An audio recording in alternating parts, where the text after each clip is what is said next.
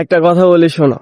তুমি আমাকে বলেছিলে গত বছর এপ্রিল মাসে বলেছিলে তোমার জন্মদিনে যে এই বছর 2026 সালে এপ্রিল মাসে আমাকে তুমি বিয়ে করবে, যদি বাসা থেকে না মানে তাহলে লুকায় বিয়ে করবে।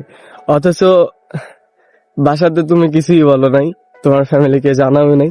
আমি বাধ্য ছিলাম, আমি কল করে বলেছিলাম তোমার ফ্যামিলিকে, কিছু বলে নাই, কোনো রেসপন্স নাই।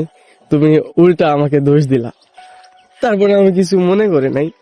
এপ্রিল মাসে এলো তোমার জন্মদিনের সামনে কিছুদিন পরে, এটা হাইট থাক, জন্মদিনের দিন আমি হয়তো শেষবারের মতো তোমাকে কিছু একটা স্পেশাল উপহার দিব, স্পেশাল কিছু করে দেখাবো তোমার জন্য। হয়তো আমার জীবনের লাস্ট অ্যান্ড ফার্স্ট এই যা এটা তোমার জন্য। তারপরে জানি না আর কখনো করতে পারবো কিনা, সেই ভাগ্যটা আর হবে কিনা। তারপরেও বলি, তোমাকে সত্যি ভালোবাসছি, এখনো ভালোবাসি। তুমি চাইলে আমার হতে পারতা, আমি জানি তুমি কেমন। তারপরেও সবসময় আমি বলি, তুমি চাইলে আমার হতে পারতা। কেন এমন করলে আমার সাথে? আমার ভালোবাসা নিয়ে, আমার এই ছোট্ট জীবনে তোমাকে নিয়ে পুরো একটা অধ্যায় ছিল। চাইলে আমাদের একটা ভালোবাসার ছোট্ট একটা গল্প হতো।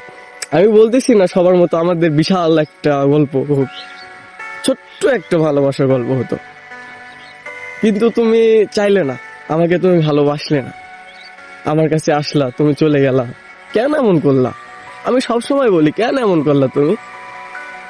অযথা আমার এই মনটারে নিখুঁত ভাবে ঠকানোর কোনো মানে ছিল না, তোমার কোনো কারণ ছিল না।